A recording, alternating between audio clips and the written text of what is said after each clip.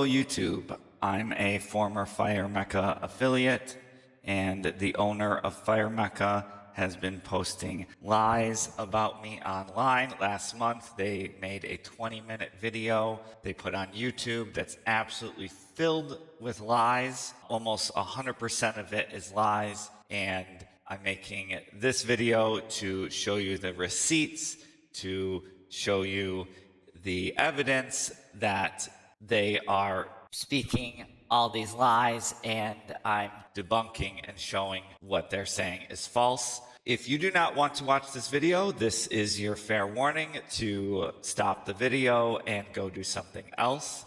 And also, if you think that this video is some kind of message directly to you, you are probably mistaken. So going forward, this video is a little bit different.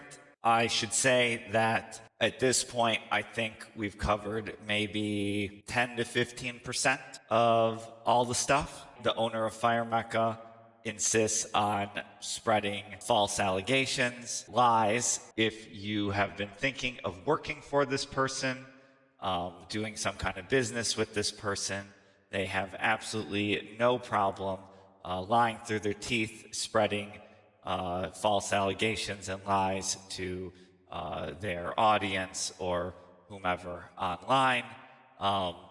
As you may have seen, everything that they say is pretty easily debunkable through text messages and emails. At the very least, always have a record when you communicate with this person. So what you see on the screen here, these are the list of reasons that the owner of Fire Mecca needs a restraining order. And I show you this because if you are in touch, if you communicate with this person, you may want to watch out for any single one of these things, because they are things that to them are reasons to get an actual restraining order. These are all things that they've gone through in their 20-minute video. We're maybe 10 to 15% of the way through it. Viver's reasons to need a restraining order. 1, she says, being contacted first.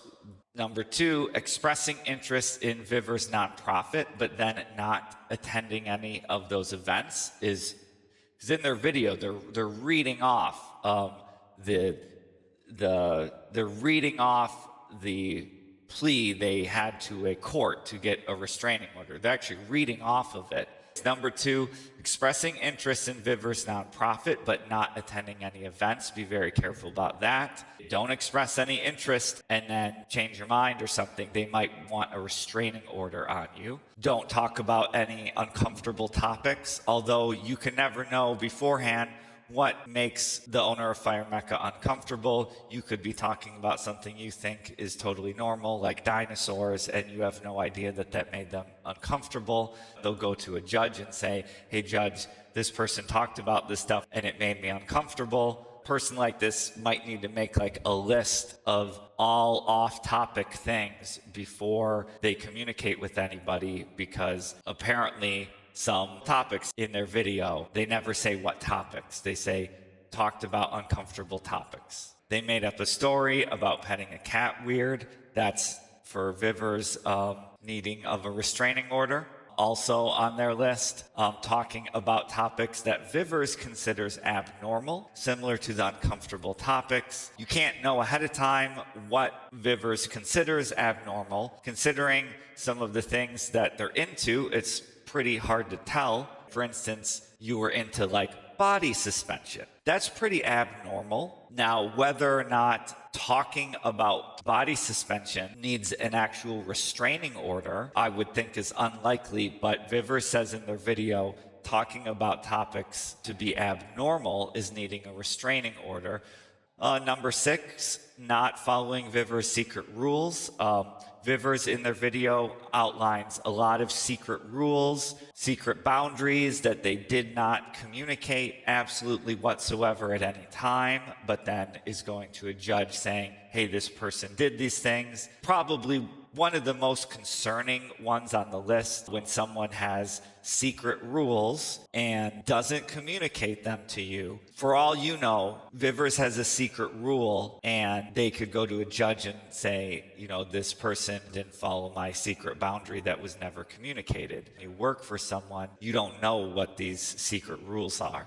Number 7, asking if they have anxiety. And I asked them if they had anxiety. Vivers, I asked them if they have anxiety. And to Vivers, asking them if they have anxiety is reasons to get a restraining order on someone. So what's next? This one is a little bit different, a little pretext. On April 7th, 2024, Kastner arrived at my house with a male companion who claimed to be his mentor. He never took his glasses or his sunglasses off inside my home. If you need to wear glasses in order to function in our modern society and to get through the house, people have different levels of sight impairment. Thank goodness we do have things like glasses. He never took his glasses or his sunglasses off inside my home.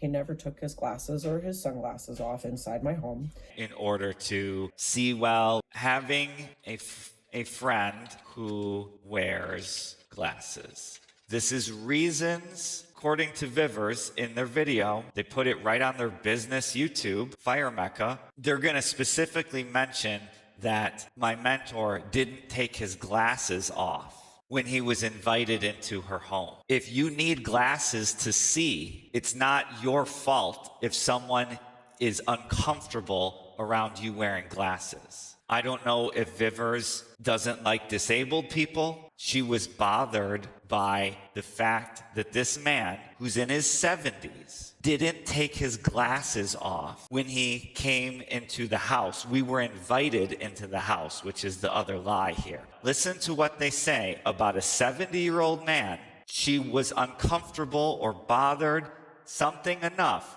to mention he didn't take his glasses off. She somehow associates that with him being dissociated or something. I don't know Vivers has any other people in their life that wear glasses, but it's a pretty common thing, especially as you get older. And this man is 70 years old. She seems to have an issue that when we were invited into her home, he didn't take his glasses off. And that is on the list of reasons to need a restraining order on me because I have a friend who wears glasses. Listen to this. On April 7th, 2024, Kastner arrived uninvited.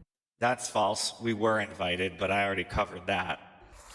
At my house with a male companion who claimed to be his mentor. He's a really nice guy, super great guy, goes out of his way to help people all the time, been to flow festivals. The mentor's behavior was notably detached. He never took his glasses or his sunglasses off inside my home.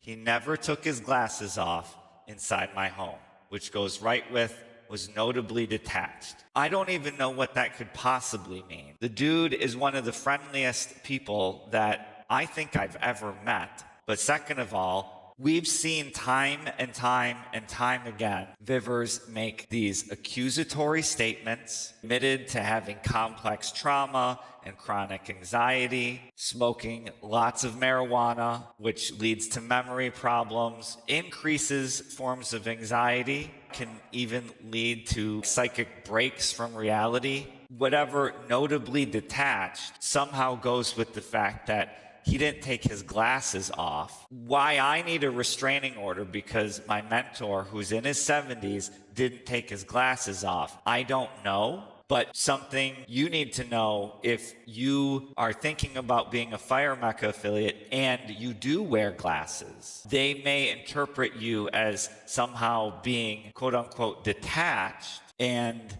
if Vivers feels uncomfortable because you're wearing glasses indoors, be careful because they could put it on a list of needing a restraining order.